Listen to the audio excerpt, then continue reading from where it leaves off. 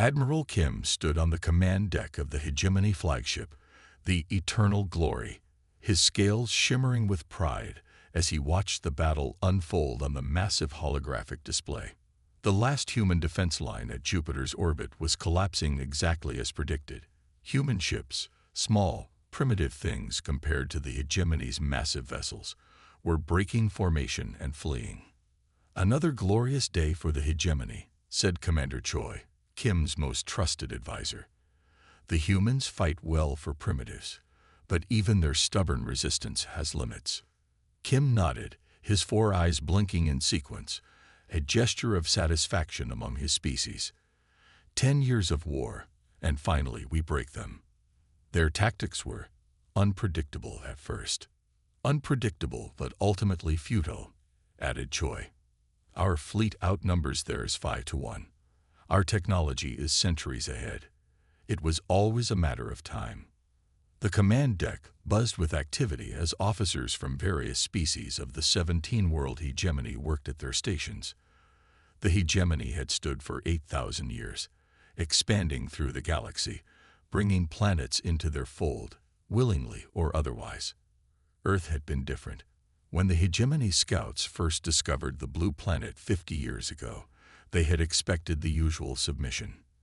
Instead, humanity refused to bend the knee.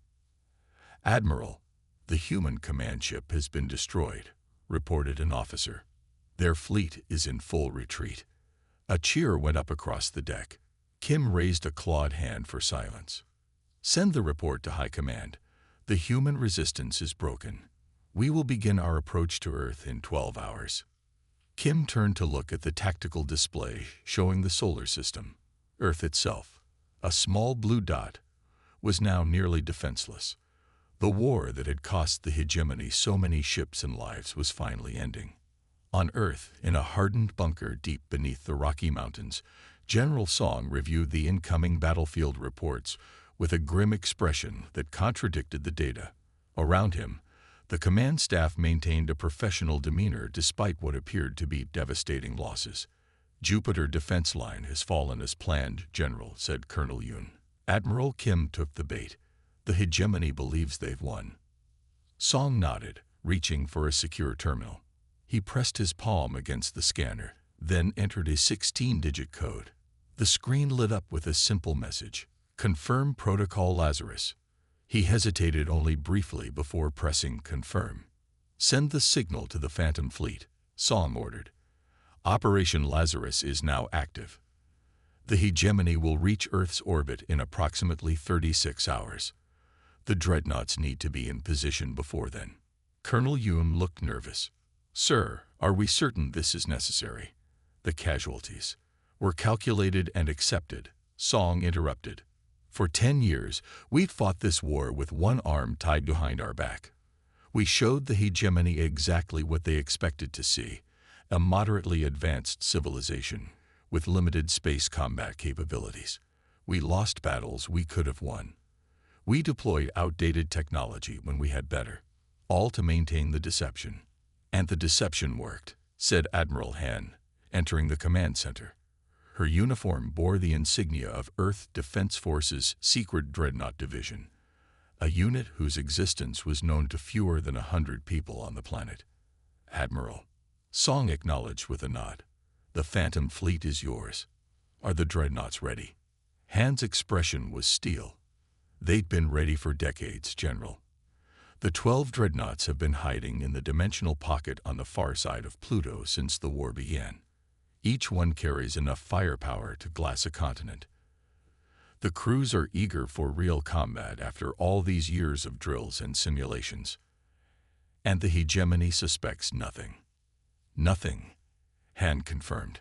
"Our intelligence suggests Admiral Kim is already planning his victory parade. The 17 species of the hegemony are celebrating the fall of the troublesome humans." Colonel Yoon studied the strategic display showing the retreating Earth forces. "Our regular fleet performed their retreat perfectly. Not too fast, not too desperate. The hegemony believes they're witnessing our last, disorganized resistance." Song turned to face his officers. "For 10 years, we've maintained this charade. We've lost good people, ships that could have been saved if they'd known about the Dreadnoughts and our true capabilities. But it was necessary. The hegemony could never know what we really are, what we've been hiding. And now, asked Yoon. Now, said Admiral Han with a cold smile, the hegemony learns why Earth has stood alone among the stars for so long, why we never sought to join their alliance, why we kept our true technology hidden. Back on the hegemony flagship, Admiral Kim was reviewing the battle data when a junior officer approached, looking troubled. Admiral, we're detecting unusual energy readings from the outer system, said the officer. Something large is moving, but it doesn't match any known human signatures. Kim dismissed the concern with a wave. Debris, perhaps, or damaged human vessels trying to escape. Nothing to worry about. The officer hesitated. Sir, our analysts have also intercepted a strange transmission from Earth. They mentioned something called Operation Lazarus. We don't know what it means. This caught Kim's attention. Lazarus, from their ancient mythology, the dead man who returned to life. Yes, sir. Our cultural experts confirm that reference. Kim felt a twinge of unease. The humans had fought cleverly throughout the war, but never had they demonstrated technology that could truly threaten the hegemony. Still, this reference to resurrection was troubling. Increase scanner sensitivity, Kim ordered, and tell the fleet to maintain combat readiness. I want no surprises as we approach Earth. Commander Choi approached with a datapad. Sir, High Command sends congratulations. They've already begun announcing the victory across hegemony space. Celebrations have started on all 17 homeworlds. Kim nodded absently, his attention still on the scanner reports. Perhaps premature, Commander. I'll feel better when Earth formally surrenders. You expect further resistance. Their fleet is decimated. The humans have been unpredictable. I want to be certain. In deep space, beyond the orbit of Pluto, 12 massive vessels began powering up systems that had lain dormant for years. Each dreadnought was over 5 kilometers long, built not just with Earth technology, but with science that had been carefully kept secret even from the greatest human scientists. On the bridge of the lead dreadnought, humanity's shield, Captain Kang watched as his crew prepared the dimensional drive. All systems operational, Captain, reported his executive officer. The dimensional pocket is dissolving. We'll have full visibility in 3 minutes. Kang nodded. For years, they had trained in this pocket of altered spacetime, invisible to the rest of the universe. The dreadnought crews had lived in isolation, knowing that they were Earth's true last line of defense. Send to all dreadnoughts, Kang ordered.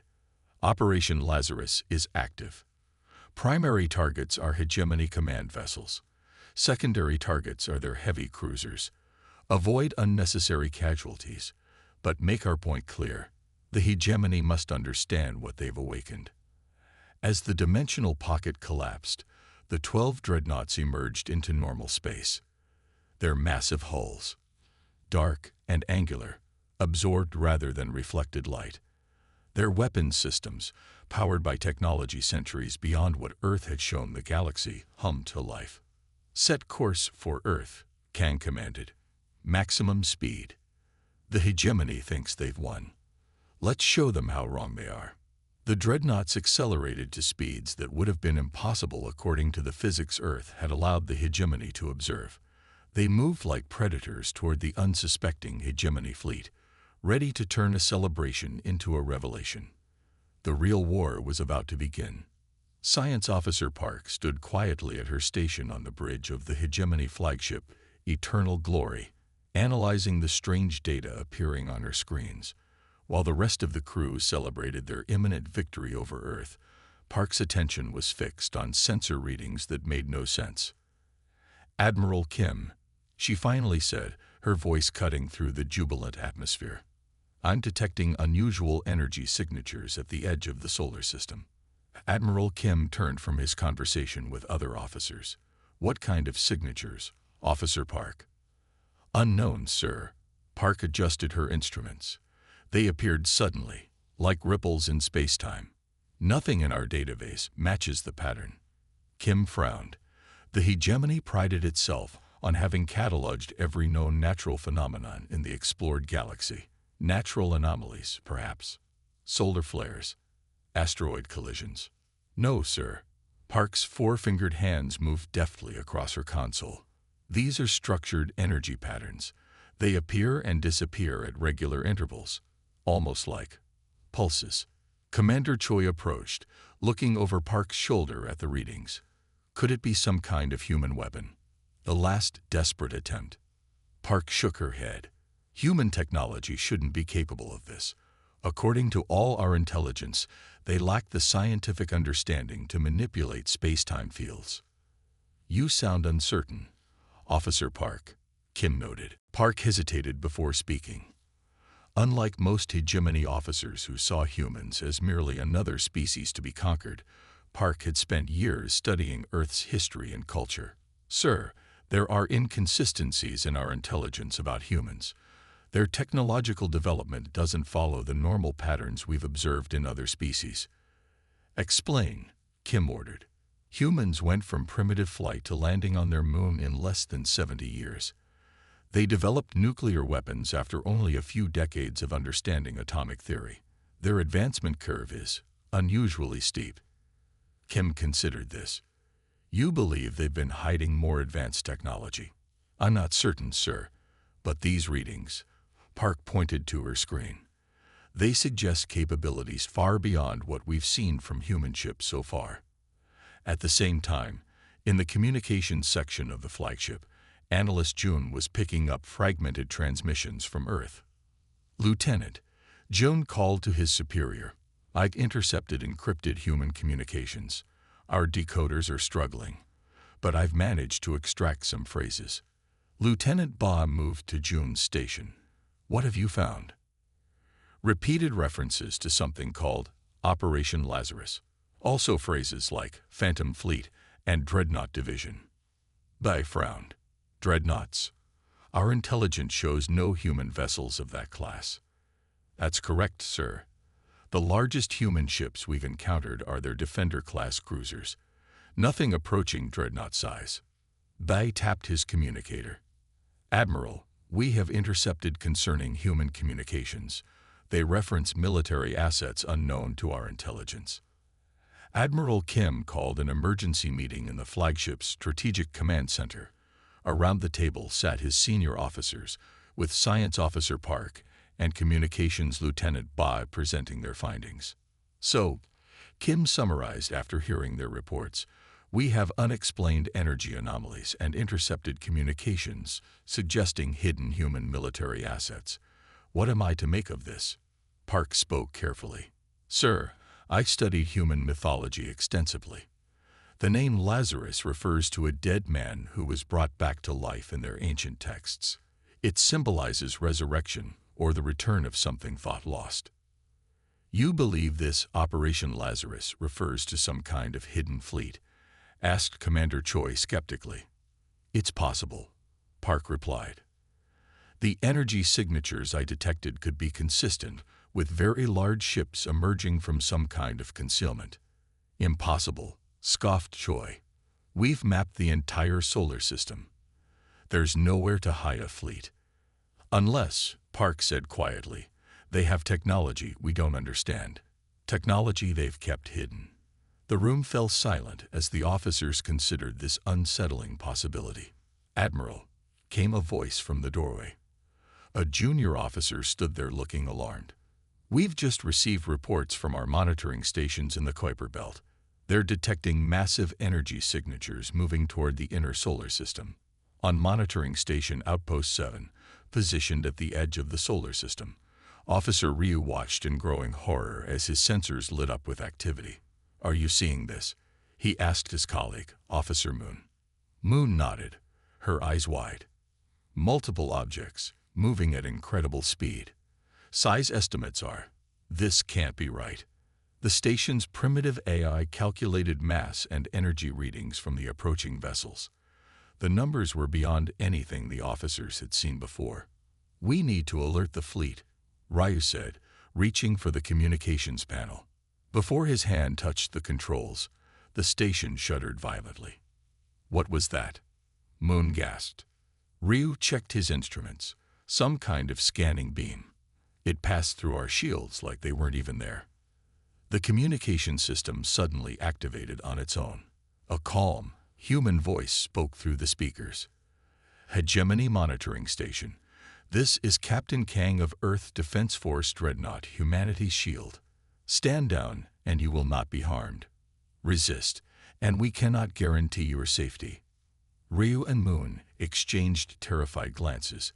Their small monitoring station had minimal weapons, nothing that could threaten a ship of Dreadnought class, let alone the multiple vessels now appearing on their sensors. Respond, Moon whispered urgently. Ryu swallowed hard and opened the channel. This is Hegemony Outpost 7. We stand down. We are a monitoring station only. Wise decision, replied the human captain. Remain in position. Do not attempt to warn your fleet. The communication ended. Ryu looked at the sensor display, showing the massive ships passing their station, heading toward where the Hegemony fleet waited, celebrating their presumed victory. They're going to be slaughtered, Moon whispered. Back on the flagship, Science Officer Park was comparing historical data on human technology with current readings when she noticed something that made her blood run cold. Admiral, she called out, rushing to the command center where Kim was discussing attack formations for Earth's orbit. I found something critical. Kim looked up irritably. What is it now, Officer Park? Sir, I've been reviewing our first contact data with humans from 50 years ago. The initial scans we took of Earth showed energy signatures consistent with dimensional technology experimentation. That's impossible, Commander Choi interrupted. Dimensional technology is theoretical even for us. Yet the readings are there, Park insisted, displaying the data.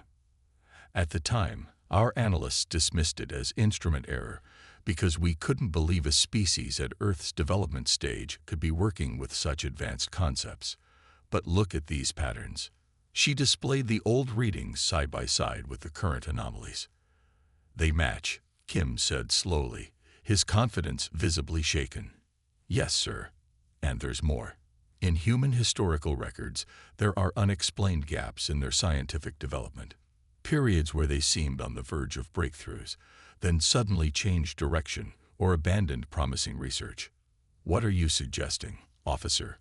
Asked Kim.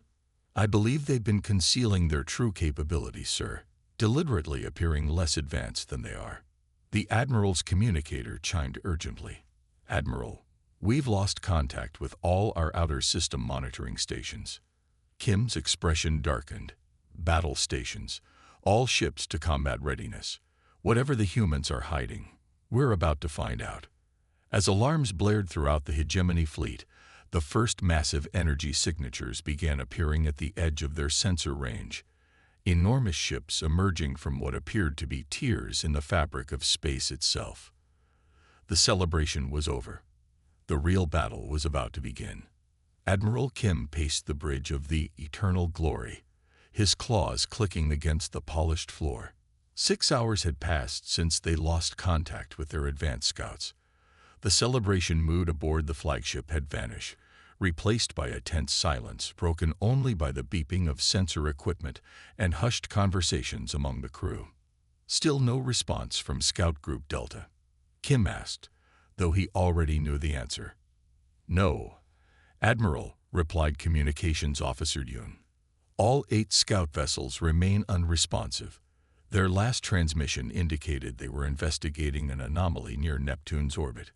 Commander Choi approached, datapad in hand. Admiral, High Command is requesting a status update. The victory celebrations across the Hegemony are in full swing. Several planetary governors are preparing formal announcements about Earth's imminent surrender. Kim hissed softly, a sign of frustration among his species. Tell them we are proceeding as planned but experiencing minor communication difficulties. I won't have panic spreading over what is likely equipment malfunction. And if it's not equipment malfunction? Science Officer Park asked quietly. Kim turned to her. What else could it be? You've seen the battle data. The The human fleet is scattered and broken. Their technology is primitive compared to ours. With respect, Admiral, Park said, I remain concerned about those energy signatures we detected, and the intercepted communications about Operation Lazarus and Dreadnoughts. Kim waved dismissively. We've detected no vessels larger than their standard cruisers throughout this entire conflict. If they had Dreadnought-class ships, why wait until now to deploy them? To lure us in, Park suggested, to make us overconfident. A moment of silence fell over the bridge as the officers considered this possibility. Enough speculation, Kim declared. We proceed as planned. All ships to advance formation. We move past Neptune's orbit and continue toward Earth. Admiral, Choi protested. Shouldn't we send more scouts first? No, Kim said firmly. We have 5,000 ships at our disposal.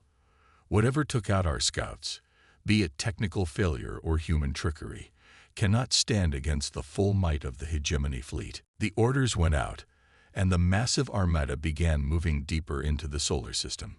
5,000 ships of various sizes, from nimble fighters to massive battle cruisers, advanced in perfect formation, a display of power and discipline that had conquered countless worlds before Earth. As they approached Neptune's orbit, Science Officer Park's console began emitting a series of urgent alerts. Admiral, energy spikes ahead. Massive distortions in space-time. Before Kim could respond, the void before them seemed to tear apart. It began as small ripples that quickly expanded into gaping wounds in the fabric of reality itself.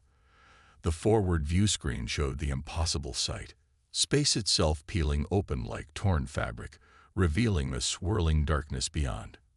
What is this? Kim demanded, his voice barely audible over the ship's automatic warning systems.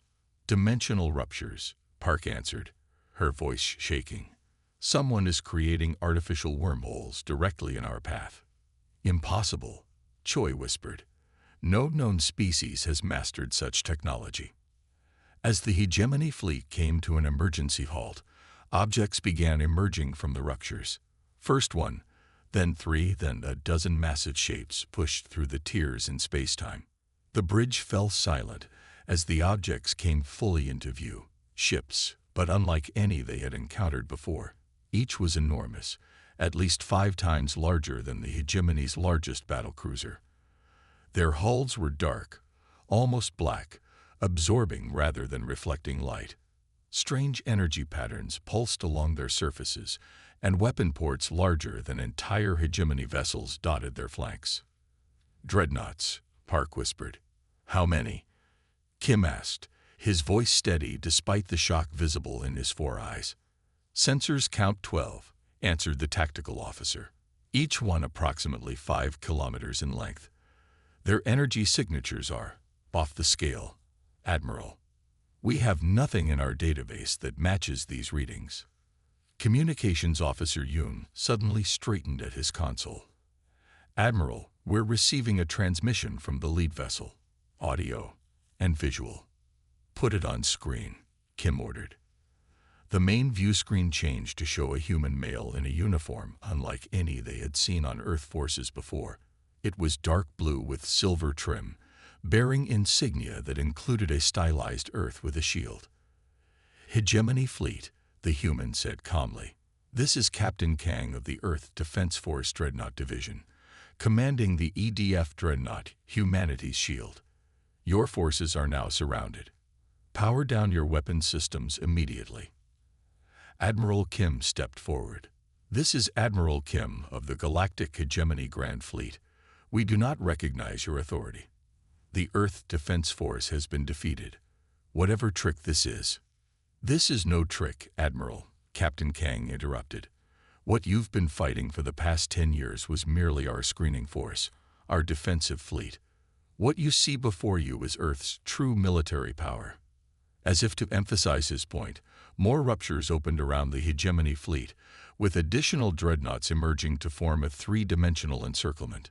The tactical display showed the hegemony ships now surrounded on all sides. Impossible, Kim said. We've been monitoring Earth for 50 years. Our intelligence was exactly what we wanted you to see, Kang finished for him. Humanity has maintained a technological facade for centuries, Admiral. The ships you've been fighting were deliberately designed to hide our true capabilities. Science Officer Park stepped forward. Admiral, I'm detecting energy weapons powering up on the Dreadnoughts. Their output readings are, they could destroy a planet. Sir. Kim turned to his tactical officer. Battle formations. All ships prepare tow. I wouldn't recommend that, Admiral, Kang said coolly. To demonstrate our capabilities, please observe. On the view screen, one of the Dreadnoughts turned slightly and fired a thin beam of blue energy toward a distant, uninhabited moon of Neptune. The beam, almost delicate in appearance, struck the small moon. For a moment, nothing happened. Then the entire moon seemed to shiver before silently breaking apart into billions of fragments. The bridge of the eternal glory fell completely silent. That was our lowest power setting, Captain Kang explained. We have no desire for bloodshed, Admiral, but we will defend our world. 10 years ago, your hegemony arrived in our system and demanded our submission. We chose to study you instead, to understand what kind of civilization we were dealing with. By deceiving us, Commander Choi demanded. By observing you in action, Kang corrected. We've watched how you treat conquered worlds. We've intercepted your communications about your plans for Earth, how you would strip our resources, subjugate our people, erase our culture. We decided such a fate was unacceptable. Admiral Kim stared at the human captain, his mind racing through implications. These ships, they can't all be Earth technology. You must have allied with. They are entirely of human design and construction, Admiral, Kang said. Humanity has been spacefaring for much longer than the hegemony realizes. We've simply kept to ourselves, developing in isolation, until your scouts found us 50 years ago. Science Officer Park stepped closer to Kim. Sir, she whispered, the energy signatures match those anomalous readings from our first contact with Earth. They weren't instrument errors after all. Kim realized with growing horror that the hegemony's greatest military campaign in centuries had been based on a catastrophic intelligence failure. They had committed their forces against what they thought was a primitive species, only to discover they had awakened something far more powerful. What are your terms? Kim asked, his voice betraying no emotion despite the turmoil within. Captain Kang's expression remained neutral. Power down your weapons. Return to hegemony space. A diplomatic vessel will follow to discuss peace terms. And if we refuse? Kang simply gestured to the view screen, where the fragments of the destroyed moon were still spreading across space. Admiral Kim turned to Commander Choi. Send the order to all ships. Power down weapons systems. As the commands went out, Science Officer Park approached the Admiral. Sir, these Dreadnoughts, the technology they possess, it changes everything we thought we knew about humanity. Yes, Kim agreed quietly. It does. One wonders what else they've been hiding. The flagship, Eternal Glory, shuddered as Admiral Kim slammed his fist against the command console. Around him, his officers watched in tense silence as the massive human dreadnoughts positioned themselves in a perfect encirclement formation. Admiral, Commander Choi said quietly, perhaps we should consider their offer to withdraw. Kim's 4 eyes narrowed. The hegemony does not retreat. Not from humans, not from anyone. He turned to his communications officer.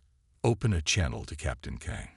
The view screen flickered, but instead of Captain Kang's face, a different human appeared. An older woman with silver hair and eyes that seemed to have witnessed centuries of conflict. This is Admiral Lee, Supreme Commander of Earth's Dreadnought Division, she said without preamble. Captain Kang has transferred command to me for these negotiations. Kim straightened his posture. Admiral Lee, your ships are impressive, but do not be deceived by your technological advantage. The hegemony fleet consists of 5,000 vessels. We have conquered hundreds of worlds across dozens of star systems. This display of force does not frighten us. Lee's expression remained unchanged. "Admiral Kim, I will be direct. You have one opportunity to withdraw your forces from the Sol system.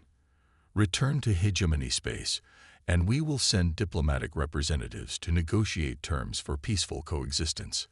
And if we decline this generous offer," Kim's voice dripped with sarcasm, "then we will be forced to demonstrate why Earth has remained isolated from galactic affairs." Lee replied simply, "And I assure you, Admiral, neither of us wants that." Kim looked around at his bridge officers. Science Officer Park was studying sensor readings with growing alarm. Tactical officers whispered urgently at their stations. Even Commander Choi, always the loyalist, looked uncertain. "You bluff well, Admiral Lee," Kim said. "But the hegemony does not surrender to threats. We came to incorporate Earth into our civilization, by diplomacy or by force. That mission has not changed." Admiral Lee sighed, a sound somehow more unsettling than anger would have been. "I had hoped for a different response. For the record, Admiral Kim, Earth has never sought conflict with the hegemony. This war was entirely of your making." "As will be your defeat," Kim retorted. He signaled to cut the transmission. "All ships, battle formations, target those dreadnoughts and fire at will." Across the hegemony fleet, weapon systems powered up. 5,000 ships, from nimble fighters to massive battlecruisers, oriented toward the 12 Earth dreadnoughts. Energy weapons charged, missile bays opened, and shield generators hummed to full power. "Sir," Science Officer Park said urgently, "those dreadnoughts are emitting energy signatures I can't even classify. Our shields may not." "Fire," Kim commanded, ignoring her warning. The space between Neptune and Uranus lit up as thousands of hegemony ships unleashed their arsenal. Energy beams, plasma torpedoes, and kinetic projectiles streaked toward the human dreadnoughts. It was enough firepower to devastate an entire planetary system. The bridge crew of the Eternal Glory watched in hushed anticipation. When the barrage reached the dreadnoughts, something unexpected happened. Rather than impacting against shields or hulls, the weapons fire seemed to vanish. It was as if the attacks were being absorbed into nothingness a meter from the dreadnought surfaces. "What just happened?" Kim demanded. "Energy absorption fields," Park whispered, staring at her readings. "They're not deflecting our attacks. They're capturing the energy, and, sir, they appear to be storing it." "Impossible," Choi muttered. "No known technology can." "Incoming transmission," interrupted the communications officer. Admiral Lee's face appeared on screen again. She looked genuinely regretful. "You've made your choice, Admiral Kim. I take no pleasure in what comes next." The transmission cut off. For several seconds, nothing happened. Then the lead dreadnought, Lee's command ship Eternal Vigilance, emitted a pulse of blue-white energy. It wasn't directed at any specific target. Instead, it expanded outward in a perfect sphere. "Brace for impact," Kim shouted, recognizing the danger too late. The energy wave passed through the hegemony ships like they were made of paper. As it touched each vessel, their shields flickered and died. Weapon systems went offline. Engines shut down. "Status report," Kim demanded as the lights on his own flagship dimmed momentarily. "All systems compromised," reported the chief engineer, panic evident in his voice. "Shields at 0. Weapons offline. Engines responding at minimal capacity. Whatever that pulse was, it disabled our primary systems across the entire fleet." Before Kim could issue new orders, the dreadnoughts began to move. They advanced with grace that belied their enormous size, each selecting targets with methodical precision. Thin beams of energy, similar to what had destroyed the moon during their demonstration, lanced out from their weapon ports. The first beam struck a hegemony heavy cruiser. There was no explosion, no dramatic destruction. The ship simply came apart, breaking down into its component molecules in seconds. "By the gods," whispered Commander Choi. More beams shot out from the dreadnoughts, each finding a target with unerring accuracy. The hegemony's proud warships, built over centuries and believed invincible, dissolved one after another. On the tactical display, Kim watched as his fleet, 5,000 ships strong, began to vanish, hundreds of contacts disappearing each minute. "We need to retreat," Choi urged. "Admiral, give the order while we still can." Kim stood frozen, unable to comprehend the scale of the defeat unfolding before him. This wasn't a battle, it was an execution. "Sir," Science Officer Park called out, "I'm intercepting communications between the Dreadnoughts. They're talking about this as if it's a training exercise." "What?" Kim turned to her. "Listen," Park said, putting the intercepted communications on speaker. "Targeting parameters satisfactory. Energy consumption well within acceptable limits," came a calm human voice. "Agreed. This engagement is providing good live-fire training for our junior officers," replied another. "Admiral Lee, Dreadnought Group 2 has neutralized their assigned targets, requesting permission to assist Group 3. "Granted," came Lee's voice. "But remember, this is just a minor skirmish. Don't get sloppy. These tactics wouldn't work against the void entities." "The what?" Kim asked, but no one on his bridge had an answer. "Sir," Park said, her voice trembling, "they're referring to this, the destruction of our entire fleet, as a minor skirmish. And they mentioned something called void entities as if they're fighting another war we know nothing about." Outside, the systematic dismantling of the hegemony fleet continued. The Dreadnoughts moved like dancers in a choreographed performance, their weapons turning mighty warships into clouds of dispersing atoms. "All remaining ships, this is Admiral Kim," he finally said, his voice hollow. "Retreat immediately. All units disengage and return to hegemony space at maximum speed." But it was too late for most. Of the 5,000 ships that had entered the Sol system, barely 500 still had functional engines. The rest were either already destroyed or drifting helplessly. The Eternal Glory shuddered as a tractor beam locked onto it. The massive ship, pride of the hegemony fleet, was pulled inexorably toward Admiral Lee's dreadnought. "They're bringing us in," Commander Choi said unnecessarily. Kim stared at the tactical display, watching the remnants of his fleet trying to flee. Some made it past the dreadnought's perimeter. Most did not. "What have we awakened?" he whispered. Science Officer Park, still monitoring the human communications, looked up with eyes wide in realization. "Sir, I don't think we awakened them. I think they were awake all along, fighting something else, something worse. And we were just an annoyance." As the Eternal Glory was pulled into a massive docking bay inside the human dreadnought, Admiral Kim realized that everything the hegemony thought it knew about the galaxy, about power, about its place in the cosmic order, had just been proven catastrophically wrong. Admiral Kim stood by the viewport in Earth's orbital diplomatic station, staring at the blue planet below. 3 days had passed since the devastating defeat of the hegemony fleet. Of 5,000 ships, fewer than 600 had escaped. The rest were either destroyed or captured.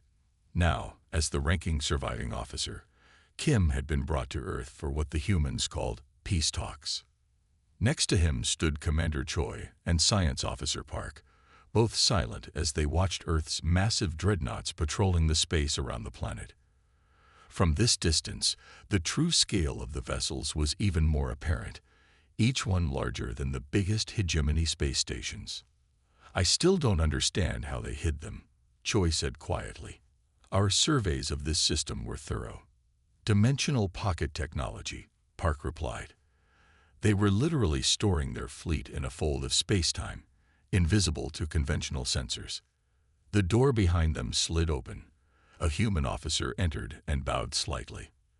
"The Council is ready to receive you now." Kim straightened his uniform and followed. The humans had treated the prisoners with unexpected courtesy. No restraints, no cells, just comfortable quarters and polite guards.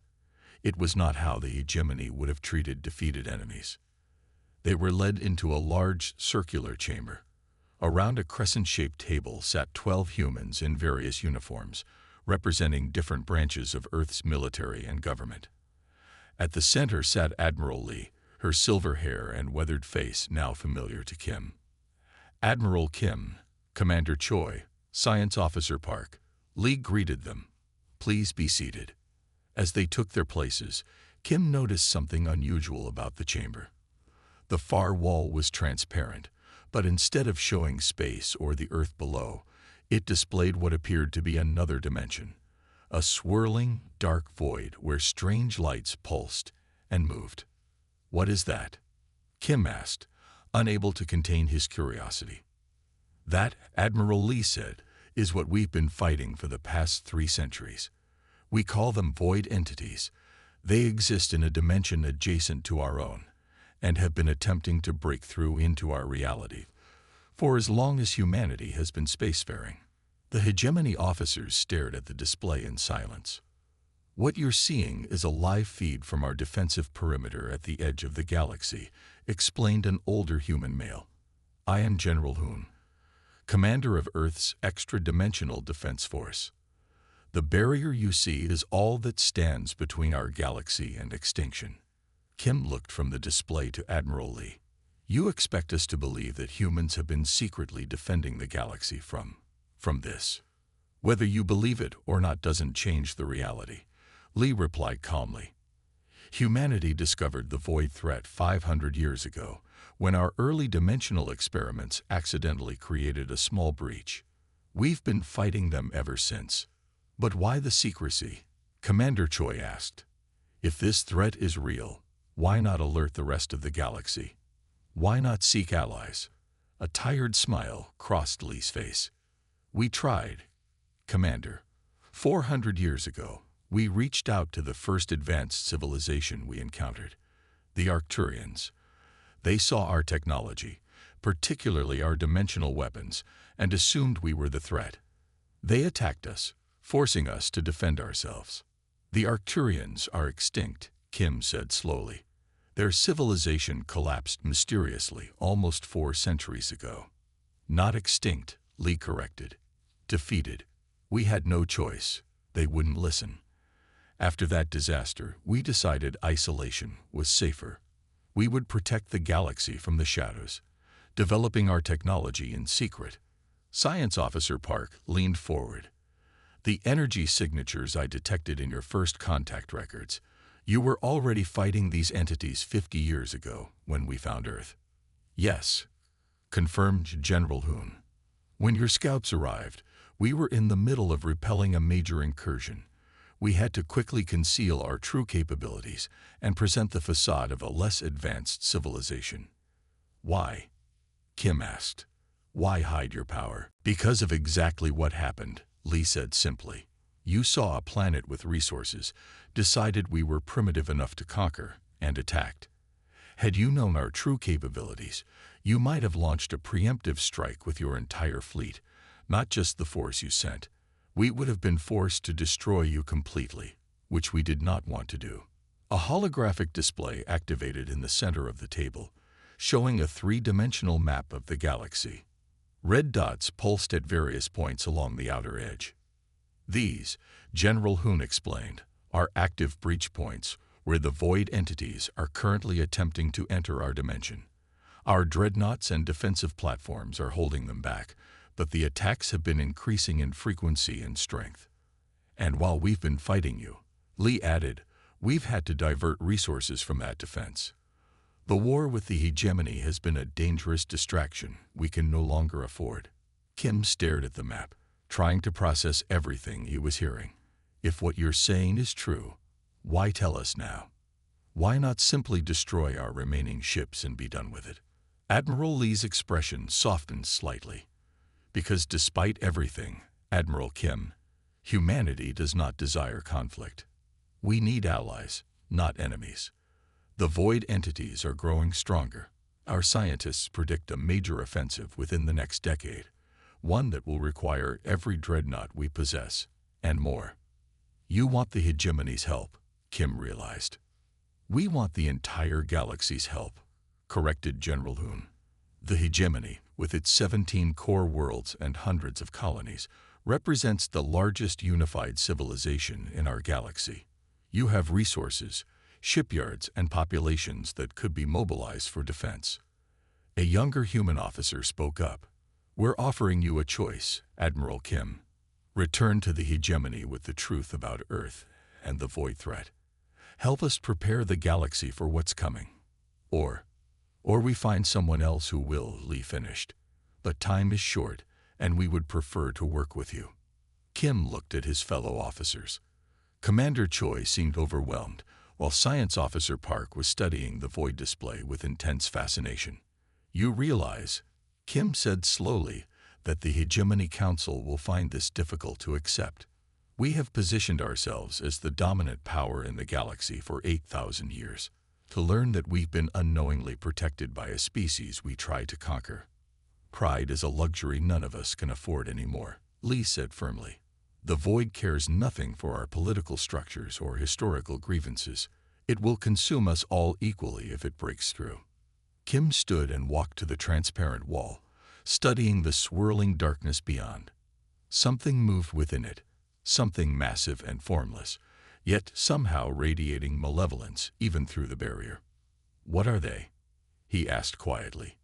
We don't fully understand, admitted General Hoon, joining him at the viewport.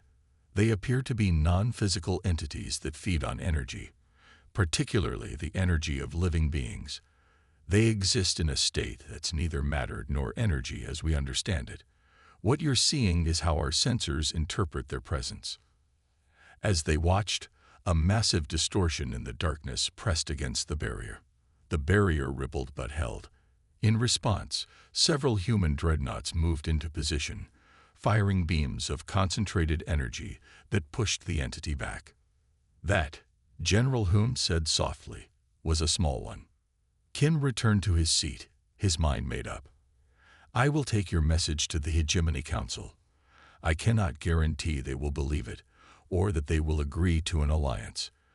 But I will do everything in my power to convince them. Admiral Lee nodded. That is all we ask. In the meantime, we've prepared detailed information about the void entities for you to study during your journey home. Your surviving ships have been repaired and resupplied. And as a gesture of good faith, added General Hoon, we will assign 2 of our dreadnoughts to escort you back to Hegemony space. They will remain there as both protection and proof of our intentions. As the meeting concluded, Science Officer Park approached Admiral Lee privately.